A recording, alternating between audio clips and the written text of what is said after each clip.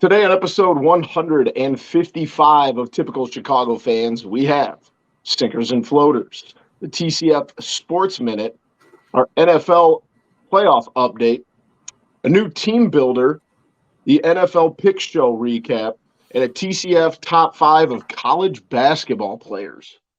Let's roll. Hello and welcome to episode 155 of Typical Chicago Fans, brought to you by our incredible sponsor, Connect Roasters Coffee. Make sure to follow us on Twitter at typical_Chicago. Head to Facebook and Instagram. Give those pages a like as well.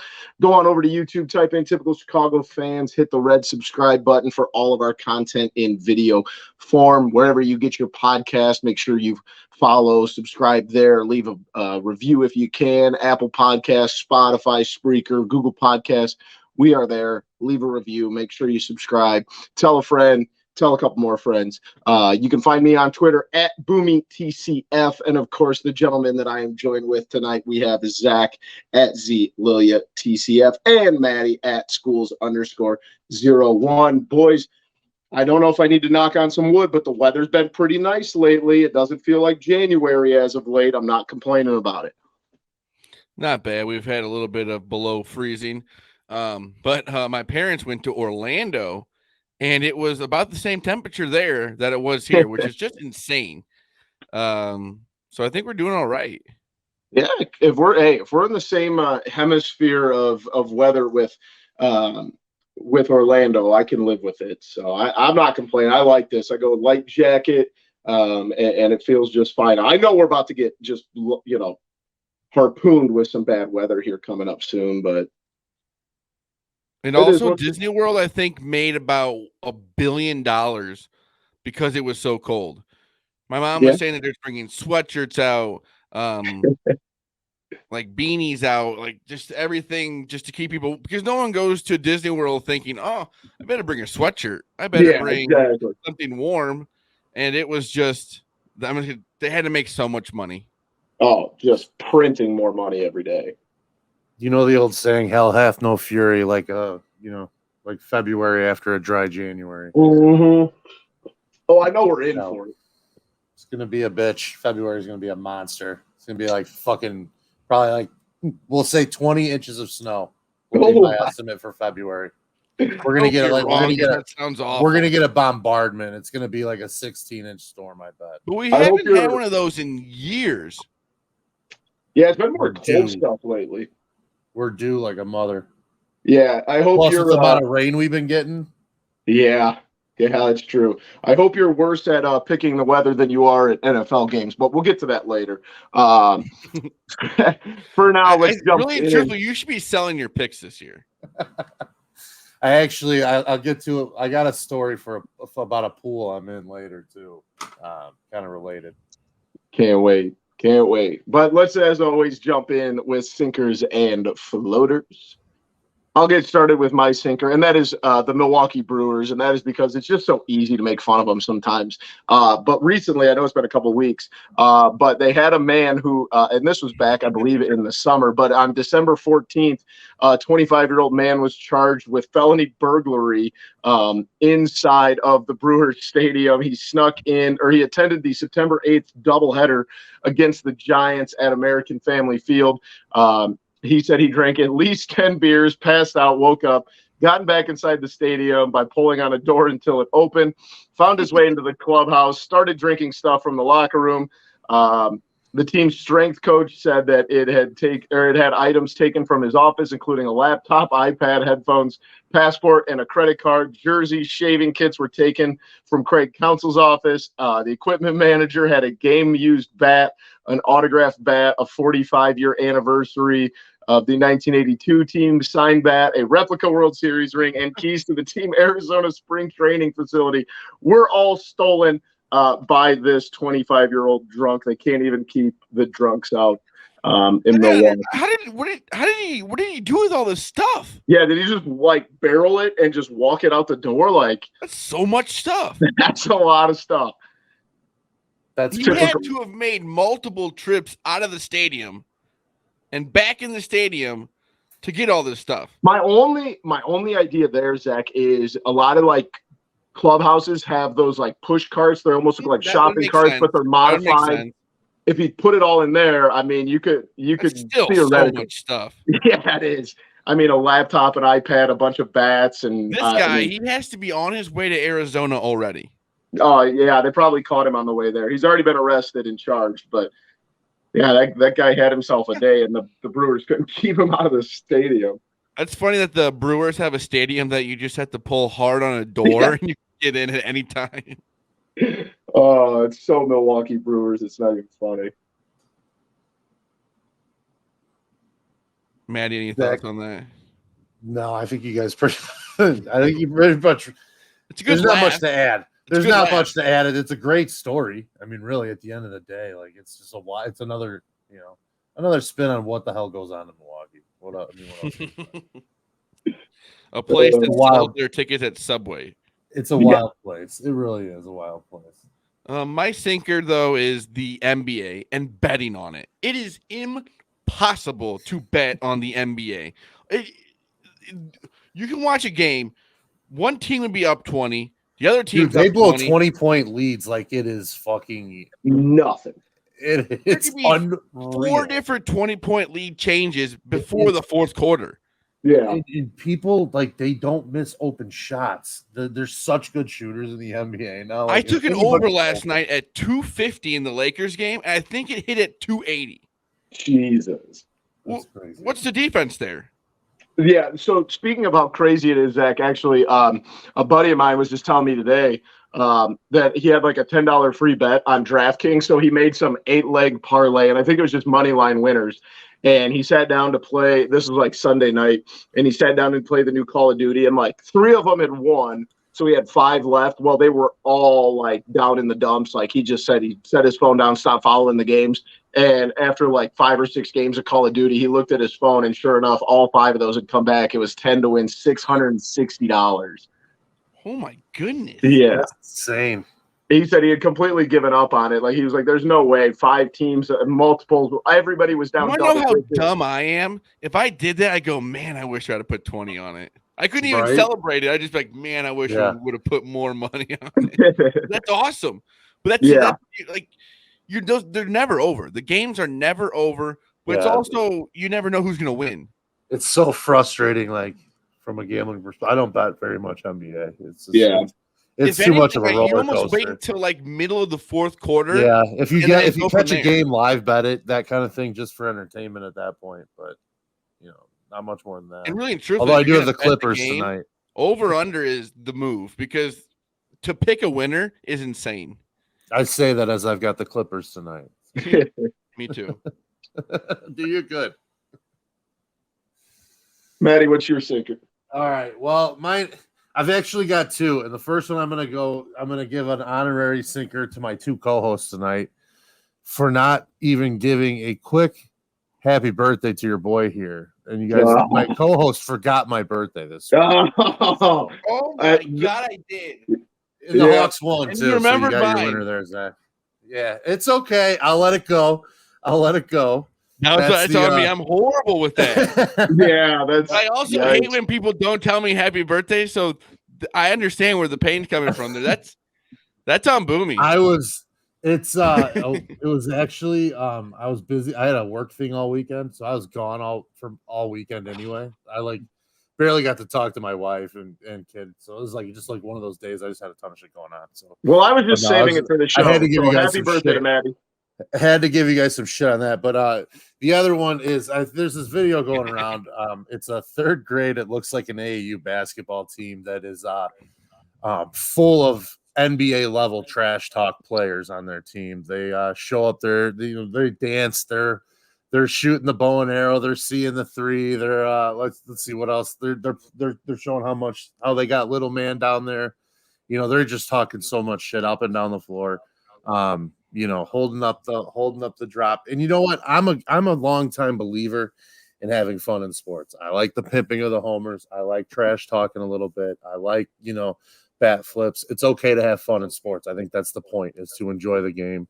Let your personality out a little bit. So I'm fine with it. What I'm not fine with is these coaches probably do not have these third graders prepared to be able to take the backlash and the consequence that comes when you do act like that. Because it's fine to act like that, but you better be ready to take like a fucking elbow to the chest, maybe an elbow to the head, maybe a little two-handed shove on the back from a layup that, you know, nobody sees really well, because that shit's going to come. And if you can't take that, it's going to get really, really bad, and it's going to get really ugly for those kids quickly, because there's going to be a better team soon, and it's probably going to be a better team that's more physical soon. So those coaches, if they're not have those kids prepared, man, it's nuts. Zach, if you can't play the video, if you haven't, check our Twitter feed. We'll retweet it here if we haven't already. But yeah, it's just this like third grade basketball team.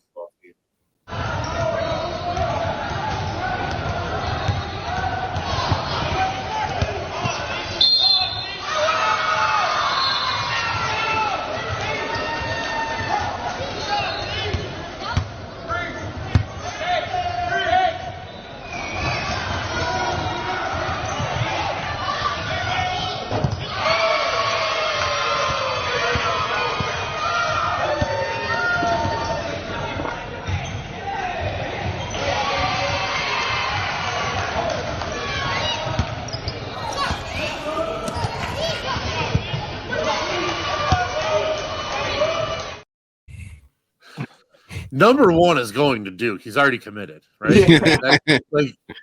That fucking kid is literally committed to Duke, I think, already. He's a prototypical Duke point guard. It's just pretty obvious at this point. But I don't know, man. Like I said, I don't I have fun. I don't give a shit about that. Like, but you gotta be ready for retribution. And something tells me third graders are not prepared to take the backlash.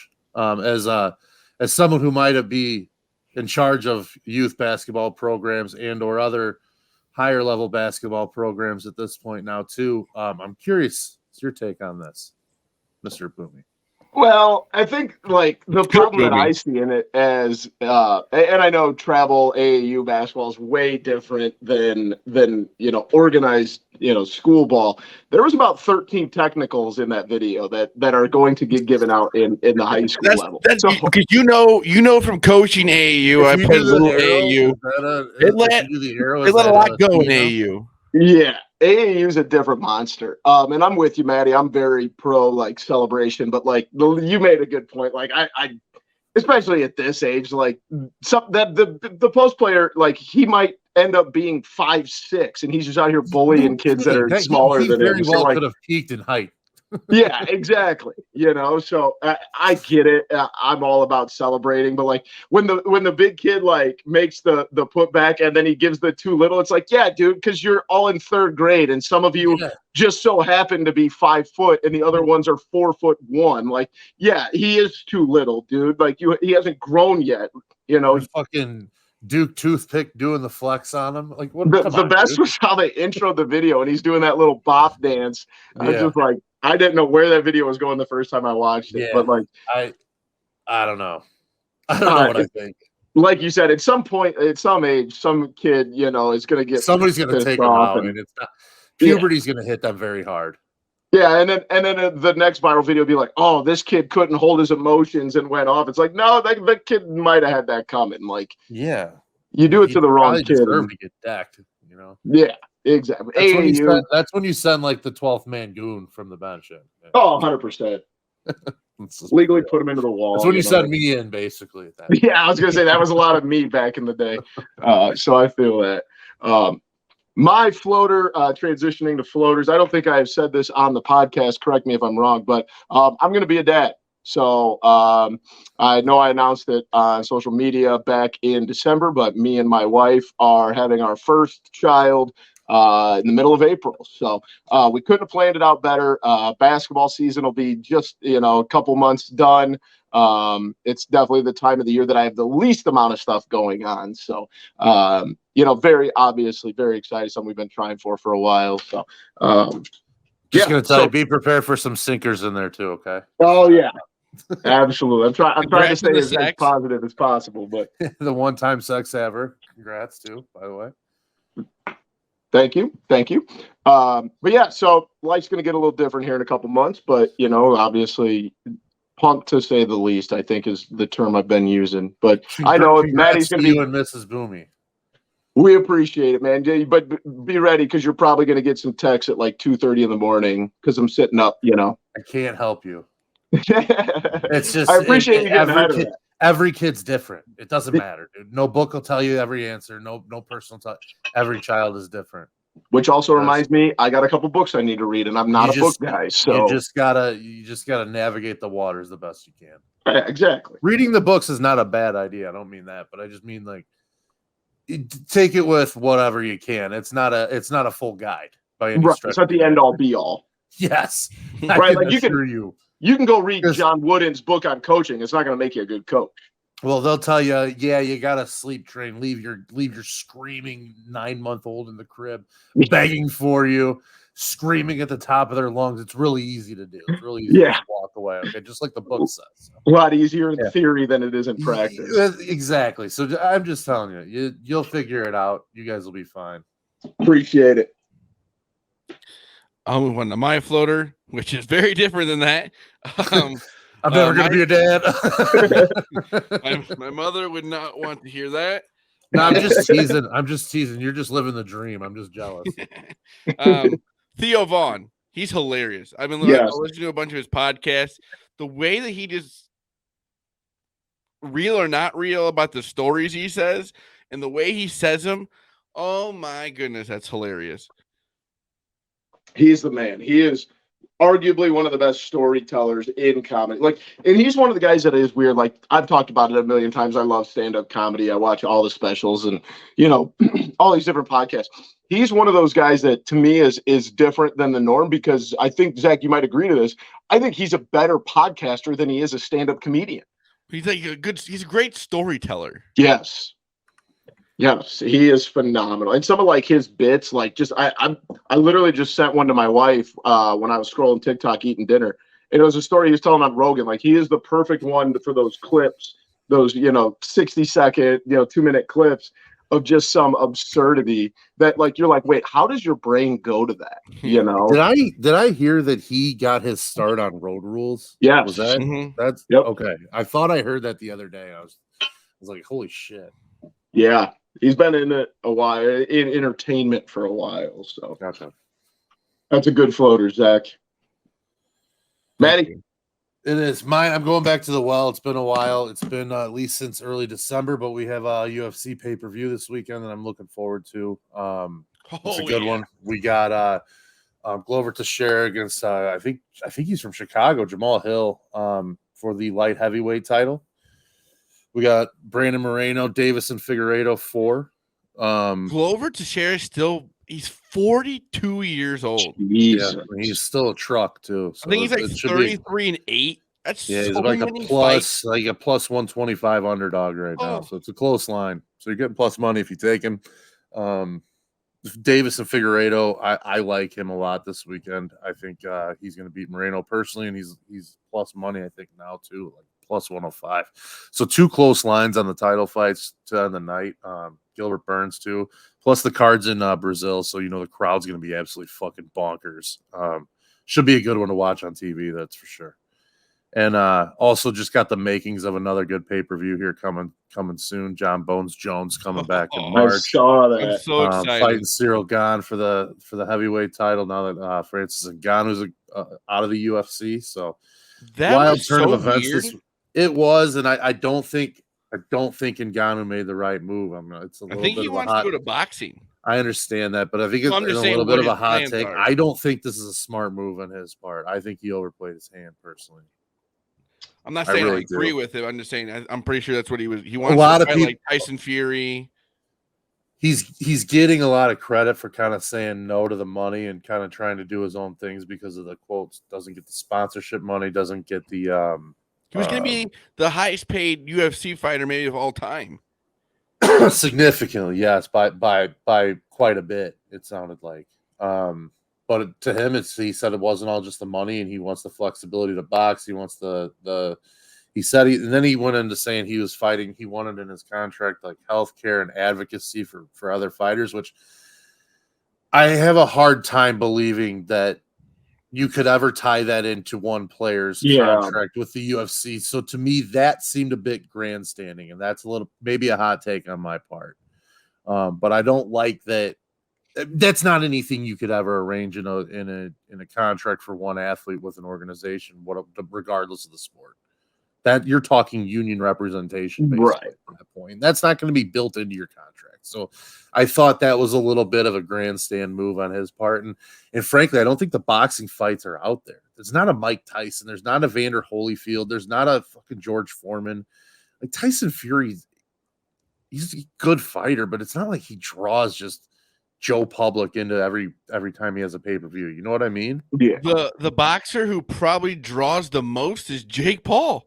Yeah. Which is just insane. Yeah, he's not close to what those guys were doing at the No, but I just mean in general that's just crazy that that's just the state of boxing. Who started on YouTube. Right. Totally agree with you. Sell out somewhere. I mean, I guess it was in Cleveland, but he sold out a whole arena. Yeah, I definitely agree with what you're saying there. No, but that wasn't actually a joke. That was where he's from. No, I know. Anything that seems like a perceived crack at Cleveland. No, I just like it. It's just I just don't know that I don't think the bag's going to be there that he thinks is.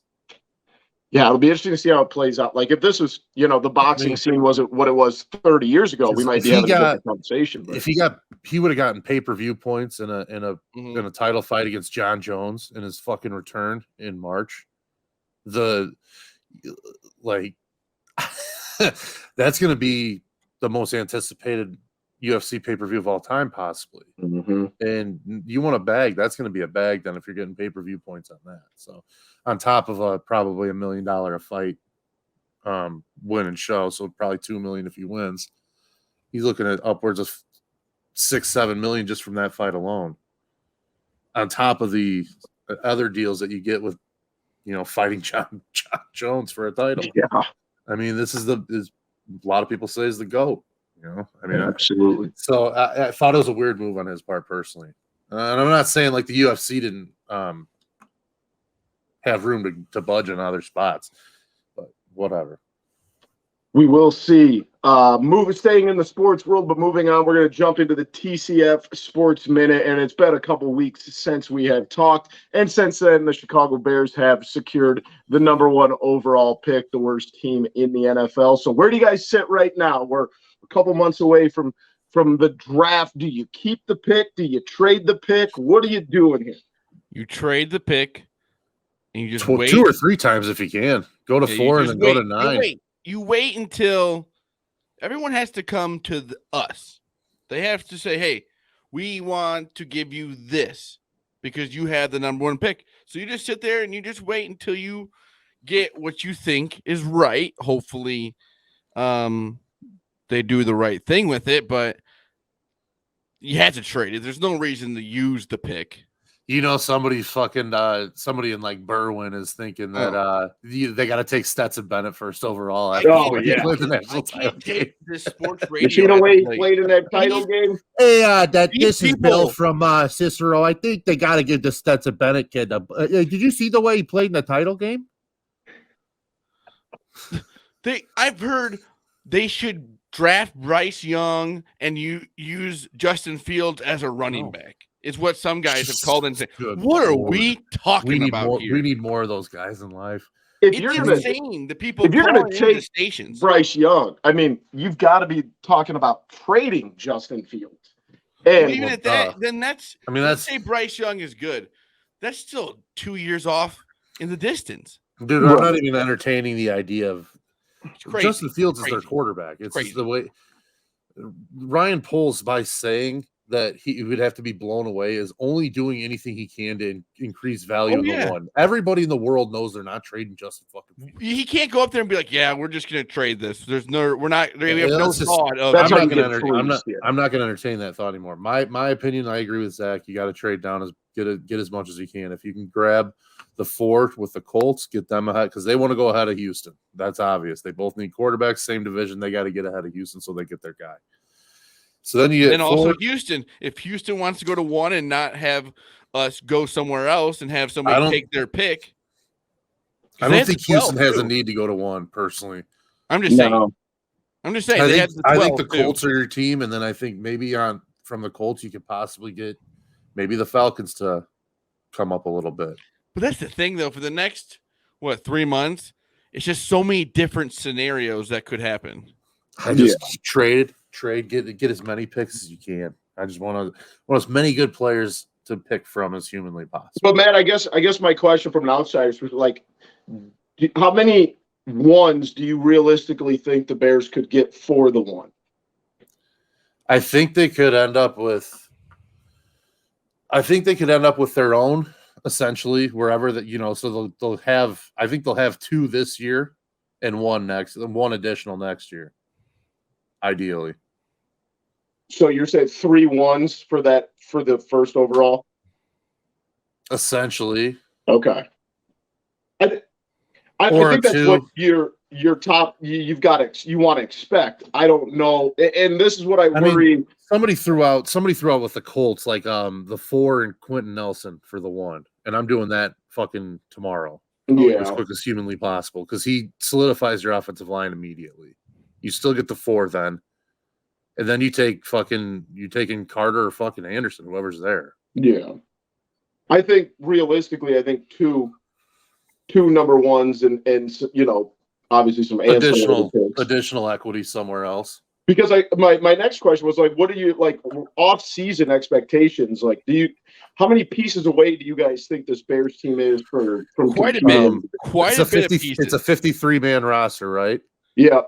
Okay, so probably 45. Yeah. Okay. It's gonna take a lot of building. They have 120 million. They can reshape their entire roster this season. They can literally reshape an entire roster this year. They've got a blank slate. They've got a quarterback with 3 years on his deal who's shown a lot of potential and a lot of promise. They have the number 1 fucking pick, and they have 120 million plus in cap space. Sky's the limit what they can do. They got to be smart with it. And speaking of the moves of the Bears, new president of football, Kevin Warren, used to be in charge of the Big Ten. Was it just Big Ten in general? And he was an agent at one point, too. No, I think he was a league exec. It's a good move. It's a good move. Yeah. Ted Phillips goes, "Oh, we're about to be good. I'm out of here." Well, he's a sports-minded guy. You can tell, obviously. Well, so, Ted Phillips is old, I mean. But no, it's everybody in the world makes it sound like it's a great move for the Bears. So I'm not going to say that it's a bad move. So you know what I mean? Point, you just have to wait and see. It's got to be better than Ted Phillips. Yeah. Yeah. Very true. Not saying much. So like, hey, chill out. We can say it. You can't say it. Yeah, that's my bad president, okay? Just because you're a shareholder. Yeah, that is true. Looking at it right now, like, I know we've talked a million times about, NFL being the easiest sport to turn things around.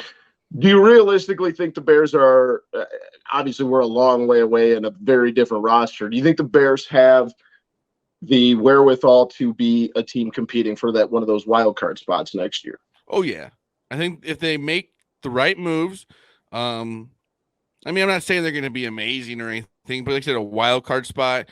Next year. I'm not going to be happy with a bunch of 1 point losses. It's just we got to turn around next year. We got to be competitive next year because then if they're not, that means they didn't do the right thing this offseason.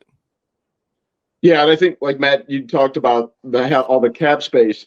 If you do that correctly, then, and I don't know if we're obviously talking in huge hypotheticals after, with the offseason still ahead of us. But like, even if you improve and say you don't make the playoffs, but as long as you're not sitting in the top 5 of the draft next year again, I mean, if you make those improvements through the draft, maybe you pick up some younger pieces, but like, I think you just need to see some sort of improvement, and you want to see a team that's, when you're getting to December, that you're, in the hunt for a wild card spot.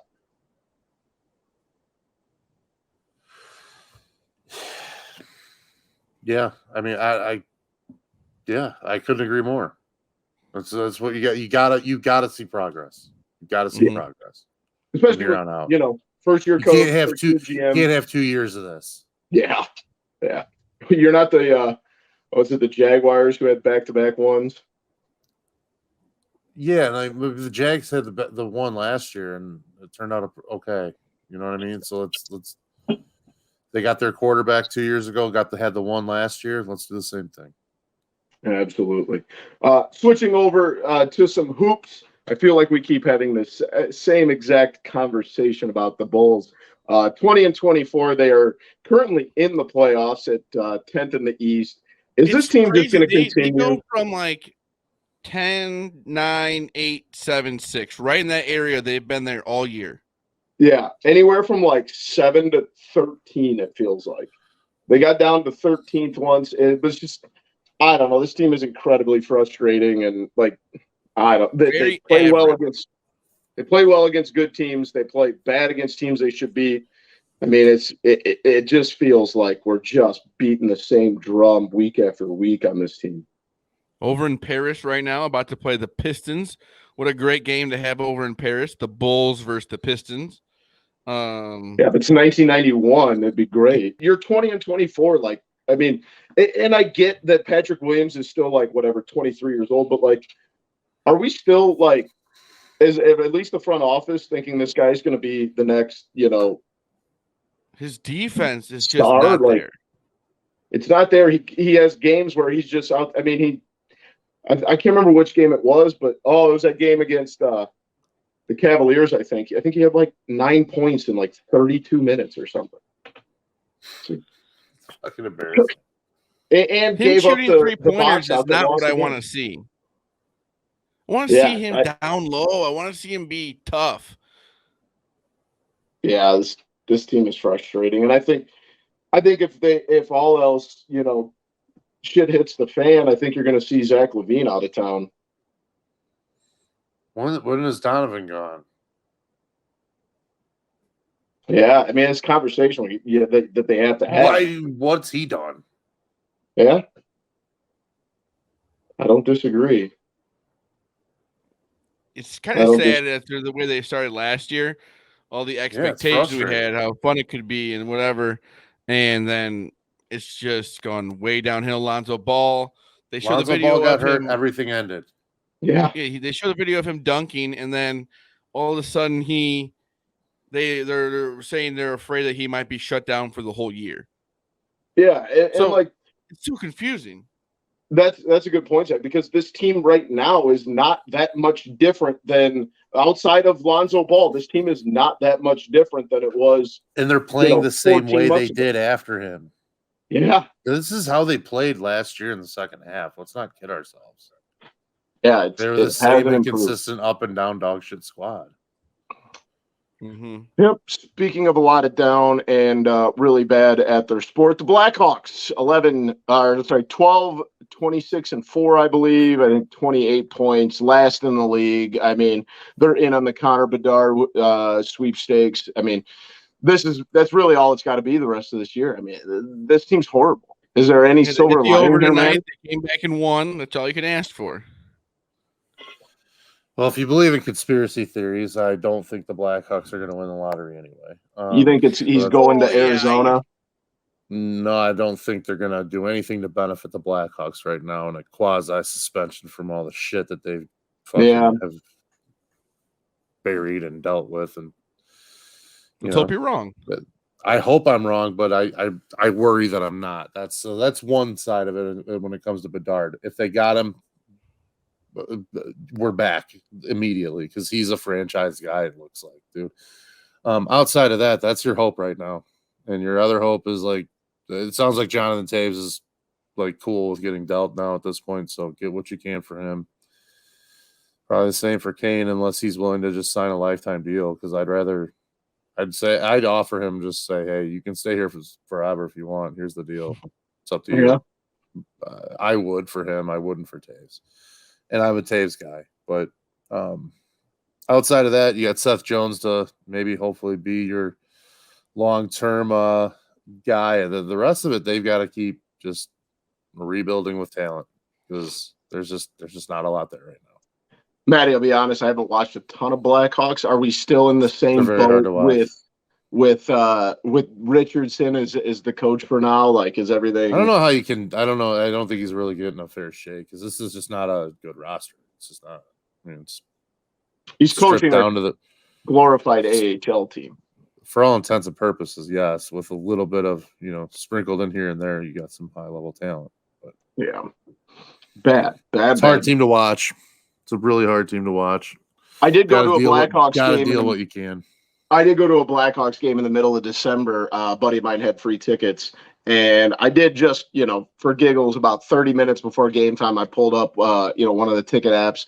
$20? $8 to get in. $8. Wow. $8. And it was a Wednesday night. So if you're looking for a game. I can tell you right now, there was one game in the height of the Hawks run. I paid about, I don't know, $1,100 for two seats for playoff seats. Funny how the now you can get there for $8, so that makes me want to go throw up. Yeah, that's understandable. But on the positive side, Maddie, there's some stuff that makes you not want to throw up, and that's the Cubs. Since we've recorded last, Eric Hosmer, Trey Mancini, not the biggest, splashiest of signings, but guys, I might be falling into the trap. Jed has had a good offseason. They're pieces. They're pieces to the puzzle. And I'll be honest, I've taken one MLB division future so far, and it's the Chicago Cubs to win the NL Central. I love it. I like that a lot. The Brewers suck. The Brewers are not very good. They're pitching, have gotten worse. In the pit, they might have to deal some of their pitching here soon too. It's another thing to keep an eye on. I'm just gonna throw that out there. The Cubs just keep building these little pieces that just keep knowing how to play baseball. Cody Bellinger is gonna be a little bit better than people think, in my opinion. I think the Trey Mancini signing, sneaky, great signing. Is the type of guy you just want to have on your team. Fucking Hosmer, they just got all these old scrappy veterans to go along with some younger pieces. It's kind of guys you want to fucking have PCA play for and play with. Kind of guys you want to have some, Mervis, hopefully, and then also emulate and gives see. Those guys time to develop correctly in the minors. Totally Don't agree. rush. Great point. The only thing I'm just needing now is a little bit of pitching, and then we'll be ready to roll, in my opinion. Because, I've heard Kyle Hendricks is supposed to miss at least the first month. Yeah, I'm not banking on much from Kyle Hendricks this year. Well, I'm just saying what say that one now. What they're saying. I think he's getting to that point where it's like whatever you get from him is a bonus. You know what I mean? Like, he's just not the same pitcher he was. And even I know we've said this, and they didn't go out, they didn't make the 13-year deal for Trey Turner. We can disagree, that they should have, done something like that. But the way this Carlos Correa deal has shaken out, I'm almost fortunate that the Cubs weren't involved in that, because this has been an absolute nightmare of a situation. He ends up back in Minnesota. Yeah, it's probably a good deal for Minnesota if that ankle's healthy, and there's very conflicting reports on whether that ankle's healthy or not.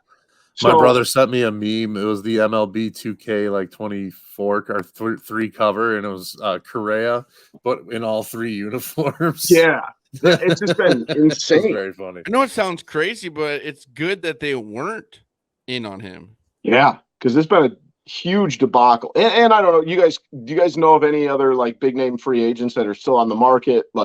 There's got to be some guys that we're overlooking, because I forgot Eric Hosmer was on the market until the Cubs signed him, to be honest with you. I don't know. Dansby Swanson's I'm really your really cornerstone. glad they got him. And if they would have gotten Turner with him, I would be we're back. 2015 vibes back. And I don't know. I want to see the pitching get reinforced a little bit. And it's going to be a little scrappy team. They're going to be what was the word the big cat used? Frisky. They're going to be a frisky team. They're going to be frisky. It'll be fun to watch. Yes, it will. So much more than they were the last, year and a half? Mm-hmm. Yeah. It's been a rough couple of years on the north side.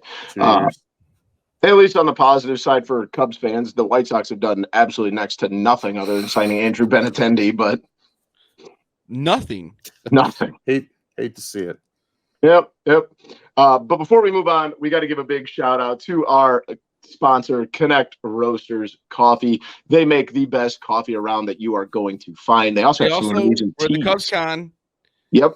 Zachary Hotel. Big event. Connect Roasters. You know it. Great product. They work with our guy Dom Frederick, with our guy Ian Happ. So it is quality coffee. Trust me and Zach have been to the headquarters. We've seen it get made. We've watched it get roasted. It is quality quality coffee. You guys don't want to miss out on this. Make sure you check out their website, connectroasters.com. Follow them on Twitter at Connect Roasters. Tons of stuff always popping up, obviously, with their work with Ian Happ, and they're great on Twitter. So make sure you check out connectroasters.com and pick you up some delicious coffee before the season gets here. So a big shout out to our friends over at Connect Roasters. Boys, let's go ahead and move on. We got ourselves a new team builder this week. And this week we have, which former college basketball player would have made the most off of NIL deals? As you can see, we've got some big names here. John Wall, Zion, Greg Oden, Adam Morrison, JJ Redick, Steph Curry, Christian Laettner, KD, Anthony Davis, Jimmer, Tyler Hansborough, and Frank Kaminsky, Kemba, Melo, and D Rose. Let's go ahead. Everybody, what are we taking? 3? Yeah, we'll take 3. I'll go first. All right. Okay. So I'm gonna take Derrick Rose. I think he would have made a lot of money. Kevin Durant. He did. Well, yeah. Legally. And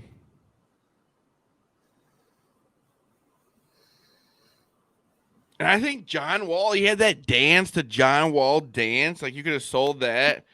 Oh, that team was so good. Yeah, those are good picks. I also think who would be on my Jimmer Fredette. Yeah. I mean, that guy was a superstar.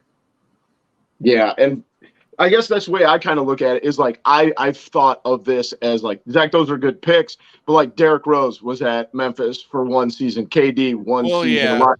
John Wall one season. But what you kind of factor in, though, is the NIL deals might have made them stay a little longer, too. That's true. That's true. I know there's way more money in the NBA nowadays, but still, I mean, there's guys who are probably staying an extra year or so because they know, hey, I can make pretty good money here too. Yeah, but think about it. When a lot of those guys that on this list were NBA rookies, their first 4 years they were making no more than 5, 6, 7 million a year at that time. Yeah, because the rookie deals were capped that low. So like they would have been able to make that even in 2010 or 2005 from NIL money if they did it the right way. So I'm gonna say, for one though, Christian Laettner would have been number one because ESPN absolutely like licked that guy's balls constantly, nonstop, and everybody else in the world therefore followed. And he was just like, he would have been everywhere. He would have been on Pizza Hut commercials. He would have been on fucking everything in the early 90s. Before he, it would have been the early 90s because he was done in 92. But so he'd be my number one. I think I'm gonna say Jimmer. I think would be up there just because of like the Mormon money behind BYU. They would be just loading it all up on Jimmer. I think just to get him to stay a couple extra years. And I think let's see. It's a tough one. I think if Steph Curry wasn't at Davidson, he could have been ridiculous. But yeah, I'm gonna say Curry. Why not?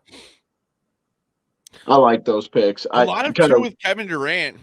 The amount of money that goes in and out of Texas. Yeah, that is true. That's a very good point.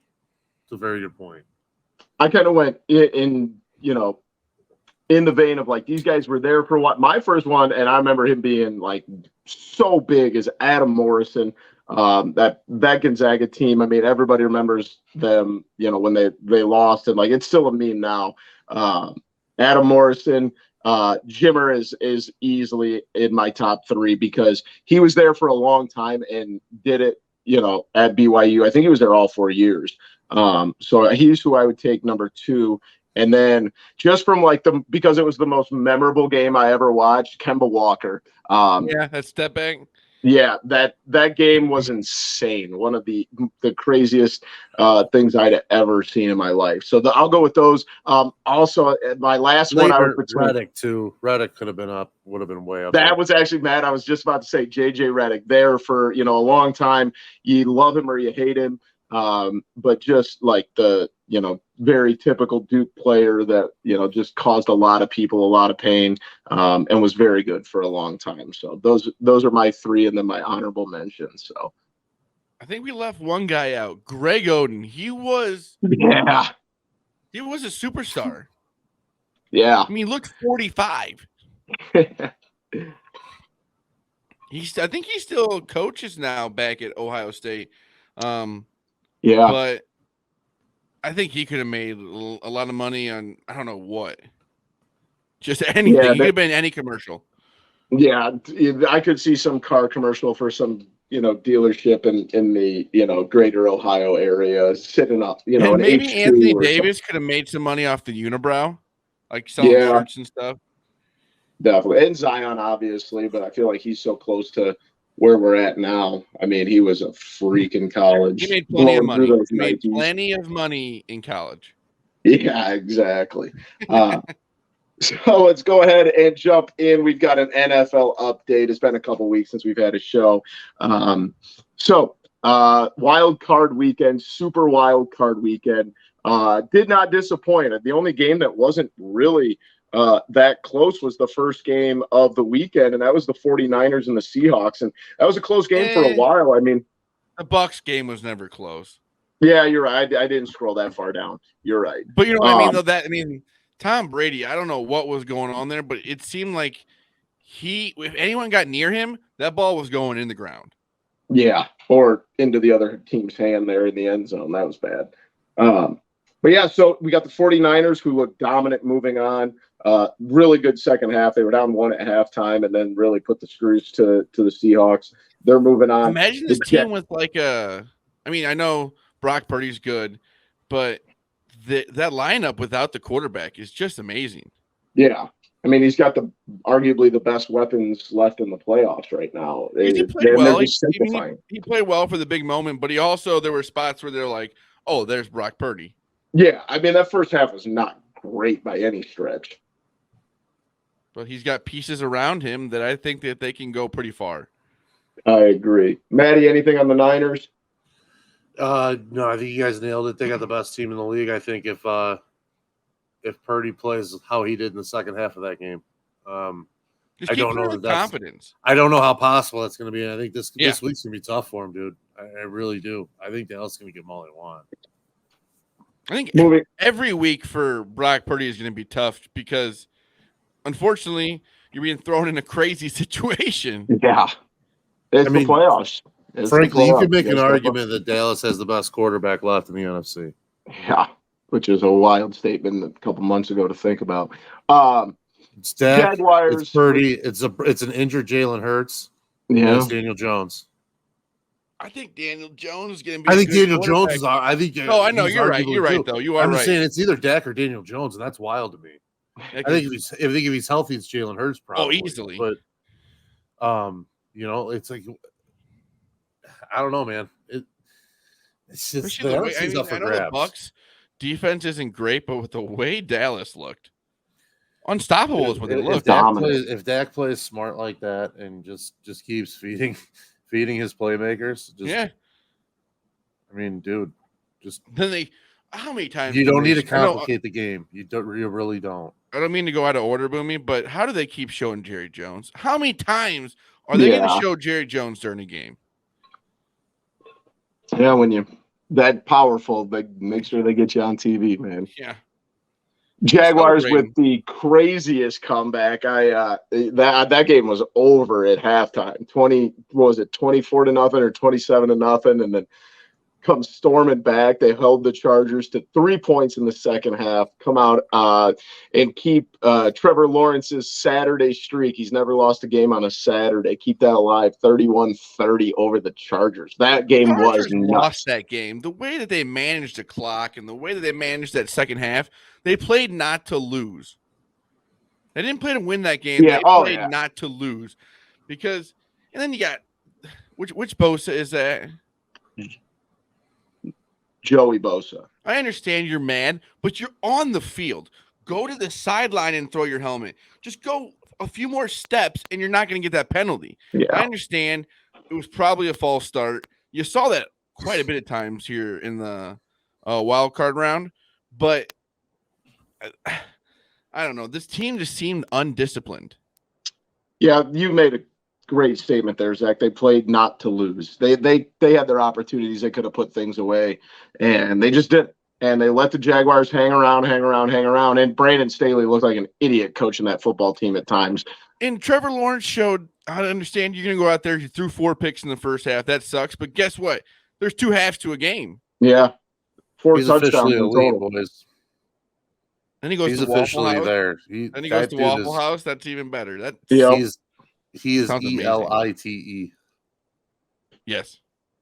Yes. And I might be crazy here, but I'm starting to fall in love with the Jags this weekend. Oh yeah. I know it's Kansas City. I know it's Patrick Mahomes, but and I'm not even saying winning. And we'll go into the picks here in a little bit, but 8.5 over a touchdown, and the way the Chiefs have been playing I don't understand that. I agree. The Buffalo Bills struggle a little bit with the Dolphins, but do end up pulling it out 34-31. I love Josh Allen, but sometimes it's just confusing. And we throw some wild interceptions. Yeah, he throws some bad balls at times, and it's not very often that we can sit here and be like he's not a good quarterback. But I mean, the Dolphins, quarterback, but there's moments where there's just some bad interceptions. Yeah, and the Dolphins get down early. I mean, down 14-0 at the end of the first quarter, and then a huge second quarter, get themselves right back into it. And Bills just outlasted them. It's as simple as that. I mean, they're lucky that Skylar Thompson was the quarterback. Yeah. Because really, truthfully, even if Teddy Bridgewater is the quarterback, I think that there's a chance they win that game. Which is wild. That is the Bills insane. did nothing to help themselves in that second half. And hopefully they for their sake, they use it as a wake-up call and be like, hey, we can't just walk to the Super Bowl like everybody thinks we're going to. Because there was times where it was like, man, are the Dolphins going to do this? Are the Dolphins going to pull this out? And can't have that in the wild card round. Maddie, anything on the Bills-Dolphins? No, I think the Bills got a reality check. I think is the best way to put it. I agree kind of basically with what you guys were saying. If you're the Bills, you want that in the first round. Josh Allen's going to have to play better. He's going to have to play better. Yeah. It's just the way it is. He was way off on throws, it seemed like, and just never seemed like that offense was like in a normal clicking fashion that they seem to get into for most stretches of games. But that's a team that kind of flipped the switch too, so it wouldn't shock me if they kind of came out blazing against Cincy. So. That is fair. Giants, I mean, I think we all knew this was coming. The Giants take care of the Vikings, typical Vikings, great record going into the postseason, and you just hate to see it. What kind of quarterback has a 4th and whatever and throws behind the first down marker? What were we thinking there? That stuff when you're so robotic that it's read, check down, read, check down, read, check down. That's if they're all gone. Oh, I got to check down. It doesn't matter. It doesn't compute past that. That's just insane. He's a fucking robot. Not a good one. You hate to see it. Giants moving on. Vikings heading home. Another really good game. The Bengals and the Ravens. Tyler Huntley comes in. Still a lot of question marks around Lamar, and the Bengals it takes a late effort to pull it out. And the Bengals are kind of everybody's hot pick. They get into the playoffs. They finish the year strong, and now they're sitting there and they got to face an interdivisional team there this past weekend, and the Ravens gave them everything they could handle. Yeah. The Bengals really didn't look that good for most of the game. I don't know. I was listening to Pick Central, and someone said it about Harbaugh's handshake after that game, is he knew that they fucking had him. They had him. Baltimore had him, dude. And since he, like you said, Zach, played like shit. They just did not play well. Defense they got a lucky fumble there at the goal bailed line. Out. That changes the entire game. That's a 14-point swing. I mean, that's that flipped the entire game. Obviously, I don't have much confidence in the Bengals going forward. I think the Bengals and the Bills, and you guys correct me if I'm wrong, I feel very similar about both of these teams. Little reality check. Maybe they bounce back big, but like they both did not look, super impressive after Wild Card weekend, and we'll see what happens this weekend. So, in the last one, we kind of harped on it already with Cowboys absolutely blow the Buccaneers' doors off. Tom Brady did finish with 351 passing yards, but it didn't matter. 66 times. Yeah, exactly. They have no running game. So unbelievable. And like you guys alluded to, I mean, I think that Dallas might be the best team left. I hate saying it, makes me sick saying it, but I wouldn't be surprised if Dallas loses this weekend, but I also wouldn't be surprised if Dallas wins the Super Bowl at this point. I'd say that maybe they're the best in the NFC. I wouldn't say they're the best overall. But even the AFC, like I obviously we didn't see the Chiefs last weekend, but like I mean, I'm taking the Bills over the Cowboys. If the Bills play the way they did this past weekend, it's going to be a different story. So you're the one who said they got a reality check. They needed it. Yep. We will see. We will see. Previewing this upcoming divisional round weekend. We'll do some picks here. But before we get to that, I will admit it. My run as the reigning champion in the pick show is over. Shout out to Maddie. It has been official for a couple weeks here. A month? I'll be back. Don't worry. I mean, Dynasty has a couple hiccups here and there, but I'm happy to hand the reins over. Matt, he was hot as a pistol this year. Really should have been selling his picks. It's going to take. I'm scrolling down to the final record. I'm still dealing with Pigoy's color blindness here at times. So Maddie finished the year at 60, 45, and 2 for first place. Pigoy, who I cannot confirm nor deny was changing picks. Just an accusation I'm making up just to stir the pot a little bit. He finished second. 50. Well, this is the test to see if he was listening. So he finished the year at 53, 51, and 3, still above 500. I finished in third at 49, 55, and 2. And bringing up the rear is Zach, who was 36, 70, and 2. Now, in Zach's defense, Zach had a couple of weeks where he just didn't submit picks. So he took a couple 0-6s there. At the end. So at least 12 of those losses were guaranteed. Probably a little less than that. Yeah, you're probably right. But at most 12 losses were because of 0-6 weeks where he either just took the Bears or didn't put anything in. So it was a fun season. Sometimes. Fun season, but Maddie, just so you know, I'm gonna have to retake my throne next year. So make sure you're fading Maddie's picks because he can't do it 2 years in a row. We'll see. All right, we will see.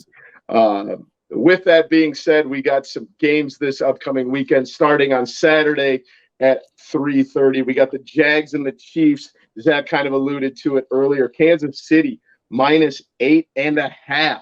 Guys, I love Jacksonville. I know this is going to make me look stupid for betting against Patrick Mahomes, but this just screams 2017-18 Jaguars where they went into Pittsburgh. I'm not saying they're going to win the game, but I'm saying I'm going to sprinkle money line here. I'm with you. 8.5 is a lot of points. And the way they ended that game with the confidence, I think that they can make it at least a game. Like you said, I'm not going to say they're going to win, but probably cover the spread. Maddie, what do you got here? I'm actually taking the Chiefs, and I love the Jags. I really do. I love Trevor Lawrence. I think this number is like just screaming for Jacksonville money. I think it's one of those. I think we're going to see a vintage Mahomes display this weekend. I don't know. I feel it. I am to the point with Patrick Mahomes where I was with Tom Brady for a long time, though. It's so hard to bet against him in the playoffs, and I completely understand. I just think this is. I'm like, oh, it's Tom Brady. Tom Brady's going to win. Yeah. Tom Brady, no big deal. He's going to win the playoffs, and then boom. Patrick Mahomes is in like basically entering the prime of his career. No, I know, but I'm just saying that's what got me to bet the Bucs. Yeah, I get what you're saying. I got you. Yeah, I just think this is like one of those spots where it's like the Jags are kind of the hot team, kind of riding the wave the last month of the season, playing really well. And then, obviously had the huge comeback. And it's like, how can you get 8.5 points, in the divisional round for a team that just already won a playoff game in that fashion? But it's like, this is how. And it's one of the, you got to stop them damn near every possession because they either get 7 or 3 every fucking time they get the ball. It's crazy, dude. Like, that offense is so efficient. And I don't know, man. I think it's a different spot for them to try to stay with. It'll be an interesting one for sure. I can see it's not. I like the Jags. I want to throw that out there. It's not. I don't think it's a bad team at all. We have another one Saturday night. The Giants traveling to the Eagles. Philly -7.5. Call me crazy here. I saw what the Giants did last week. I kind of like the Eagles here. I don't care if Jalen Hurts is 100% or not. I love the Giants. I love the Giants in this spot. I think they're going to win this game, maybe. A lot of hype around the Eagles. Going into this game with a not 100% Jalen Hurts. And the Giants won last week. Got some confidence. They're playing well. Daniel Jones. I'm liking the Giants here. Maddie, you got the tiebreaker here. Zach, I'm with you, buddy. I'm with you. I have already played 7.5. Let's ride. And a little bit of money line sprinkle on top of that. So I really, really, really like the Giants this week. I think Daniel Jones is playing. He's playing very well. And I think Dable is just kind of he seems like he's kind of got that it factor in the coach that just kind of wills the team to win. A little bit of the Vrabel factor, a little bit of that kind of just doesn't seem like they're ever out of a game. 7.5 seems like so many points. Oh yeah, I love it. Moving into Sunday, the first game of the day. Nice, should be a really fun one. Bengals Bills, but Bills -5. I'll go ahead. I got the Bills -5. I was not very impressed with the Bengals. I think they have some major issues. And I know that it was a close one last week, but I feel like we saw what is hopefully the worst of the Bills. And I don't dislike Joe Burrow, but there's something about Josh Allen at home that I think they're going to win this game by a touchdown. Yeah, I'm with the Bills too. I just think even if both teams, that was their worst game in the playoffs, I still think the Bengals, they're just not as good as they were last year. And I think that the Bills got something going. I understand that the last game didn't. They won, so they kept it moving. And I think with the talent that they have, if Josh Allen can play like Josh Allen should, then they should win by at least a touchdown. I'm with you, Maddie. I agree. I'm with you. I'm leaning the Bills. I feel like the Bills are less likely to play like shit again than the Bengals are, if that makes sense. At home. You know what I mean? Yeah. I just feel like the Bengals right now are primed for another stinker more so than the Bills are. I agree. I'm with you there. Which means probably fade us. But not Maddie. Not Maddie, yeah. That's true. Yes, it's a new game. It's a whole new ball of wax, dude. Absolutely. Sunday night, Cowboys at the 49ers. 49ers -4. Give me the Cowboys. I know it's Brock Purdy. I know he hasn't lost. At some point, Brock Purdy is going to catch up. San Francisco, dude. They're going to win this game by more than a touchdown. I don't see it. I'm with Boomy for the exact same reason. Again, I'm a noted Brock Purdy fan. This is another test for on his downfall is what you guys are doing. This is another test for Pigo because I took his Heisman future in his last year at Iowa State, and then Pigo got on it with me too. And so I've been a Brock Purdy fan for a while. I just don't think doesn't sound like it. I just don't think he's ready to take this team to the NFC title game. You know what I mean? Like, yeah, that's a big step. And I think Dallas is, if it's going to be now, if it's now or never for Dallas, really, let's be real. Like if you're not going to do it this year, your windows are going to start closing here relatively soon. So I think Dallas is going to, I think they're just I think it's it. I think Dak's probably, like I said, I think he's probably this point the best quarterback left in the NFC in terms of, his ability to kind of carry the team on his back. I don't know if Daniel Jones is ready to do that yet. Maybe he is. I could be wrong. But, I think Micah Parsons, you have a guy like that just kind of takes over a game at times. So I'm going to go with Dallas. I'm probably going to end up taking them money line too. Should be a great weekend of divisional round football. Let's move in and close things up as always, and it is my favorite time of the year, and that's college basketball season. Now that my team has been eliminated, I obviously Saturdays and Sundays still with football, but college football is done. College basketball is my favorite time of the year. So we're going to do our top 5 college basketball players. So we're kind of setting a lineup here, kind of not. If you want to take 5 centers, take 5 centers. And this is all time, gentlemen. So we're not really going to do this. Are we going to do this snake draft style or just pick? Let's just pick. I think just rattle it off. So I'll go first. I'm going to go Jimmer Fredette. I'm kind of trying to try to set a lineup here. Jimmer Fredette. These probably going to be all different, too, the way we thought about it. Jimmer Fredette. I'm going to go Larry Bird, Indiana State. Legend. Michael Jordan. I gotta go D Brown. The D Brown one, maybe not the best. I understand best. But for me, it's a total homer pick, and I love it. It's just fun. I was at the perfect age when Illinois went undefeated, and it was just so fun to watch the Arizona game. And then he won 2 championships. I gotta go Joakim. Also, just so fun to watch. Like I said, I'm not saying those are the best basketball players that ever played college basketball, but for me, that's my top 5. I like it. You went with what makes your heart happy, and I'm glad you went with that. Yeah, that was a good 5. I'm not here to pander. Matt, do you want to go or you want me to? You can go. All right, my first pick is easy. At point guard, give me Pete Maravich. Guys, I think it's kind of silly if you look at Pistol Pete Maravich averaged before the 3-point line 44.2 points a game. He scored 3,600 points in 4 years at LSU. 44.2 points per game. That is Pete Maravich. Yeah. I mean, that is absurd. What year was that is what I want to know. Oh, I'm sorry, 1967 and 1970. Okay, that's what I was wondering. At the 2, give me Magic Johnson.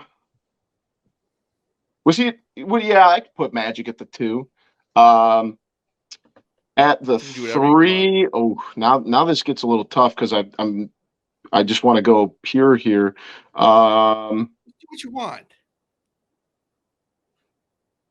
I know he's probably a point guard. There's so many good choices here. Give me Larry Bird at the 3. And then at the 4, I will take Bill Walton. And at the 5, I mean, this is the obvious answer. It's Lou Alcindor. You wanted to say his name. What? You just wanted to say Lou Alcindor. Well, yeah, that was his name when he played at the time. And everyone's going to go, who's Lou Alcindor? And then if you don't know who that is, look it up. You tell the story. It's Kareem Abdul-Jabbar. Good. There you go. All right. The suspense was killing me. I looked at this a couple different ways. I broke mine out into 2 lists because I thought, based on Boomy's instructions, that I was doing this correctly. So I have a top 5, and I also have my starting 5. I have my top 5 and my starting 5. So that was your. And I also did it only of players in my lifetime, and it's no one and dones. So we had to play at least 2 years. So my top 5, I got Shaq. He was ridiculous at LSU, unbelievably dominant. Antoine Jameson, for obvious reasons, no biases. He was just ridiculously awesome. Tim Duncan, Larry Johnson at UNLV, and numero uno, So, question: Psycho T is probably the best basketball player in the history of college hoops. So he's numero uno. National champion, player of the year, all around. Great guy, great teammate. What else can you say? Tough as nails. Hey, Matt, I was going to bring this up to you. Broken nose. A little crazy. Beat Duke. Matt, I saw a TikTok today. I was going to send it to you. It was an interview with John Wall. And Hansbrough already disputed it and said it was a completely fabricated story. That's what I would say. Yeah. I mean, look at the recruits they brought in anyway. I mean, it's not like they were getting shit classes after him. It's not like what's your other? I don't buy that because somebody else would have said it. Anyway, starting five. I'm not going to take this kind of slander for Psycho T. This is ridiculous. The starting five, obviously, two of the guys that are on my list. I have Shaq and Hansbrough are my bigs. And then at point guard, I got Jason Kidd at Cal. He was unbelievable in college. Just a different level point guard, like at the college game. It was just like I'm already ready to go NBA player at point. And Vince Carter was fucking electric at Carolina. He was unbelievable. No bias. At the three, of course. But he was actually awesome too. You can't say he wasn't. And three, Adam Morrison was so good in college. Like he was crazy good. So, and I'm not going to put a Duke player on this team either. So. No one expected you to. Cheaters. I had half of a mind to throw in Freeman Williams, who averaged 30 a game from 74 to 78. Christ. The guy scored 3,200 points. How about a guy playing right now at Detroit Mercy, Antoine Davis, averaging 24.9 points a game? Let's cue the music, Zach. Chris Clemens at Campbell, 2015 to 19, 3,200 points. Absolute dog. Dougie McBuckets, 3,100 points. Doug McDermott? Yeah, Doug McDermott scored over 3,000 points in college. He played all 4 years. Yeah, for his dad, too. Yeah. Here's the ball, son. Let it rip, kid. Yeah. Let us know what your top five would be. I may have to come up with the players I've seen in my life, like Maddie did. I like the way you did that, Maddie. So I might have to come up with an amended list for next week. But that was episode 155 of Typical Chicago Fans. Thank you for checking in this week. Make sure you follow us on Twitter at typical_Chicago. Check us out on Facebook and Instagram. Give those pages a like. Go to YouTube for all of our content in video form. Make sure you subscribe there. Wherever you get your podcasts, subscribe, rate, review. We are on basically every podcast platform you can find. You can follow me on Twitter at BoomyTCF, Zach at ZLiliaTCF, and Maddie at schools_. Birthday boy. Happy birthday, Maddie. Yeah, happy birthday, Maddie. Happy belated birthday. Hey, I was saving it for now. Shout out Pat Beals. He actually did leave a comment and gave me a happy birthday. So shout out to him. Even though Boomy and Zach didn't. So shout out Pat. Maybe Pat should drop in his top 5 of his lifetime and starting. Oh, he will. Too. Yeah, I'm going to have to put this on the board. I'm so bad with birthdays, and if it wasn't for Facebook, which I don't check very much, I'm just... Yeah, we know. yeah, I'll be better next year, buddy. I promise. I'll get it next year. But thank you for joining us. That was episode 155 of Typical Chicago Fans. We love you all. Peace.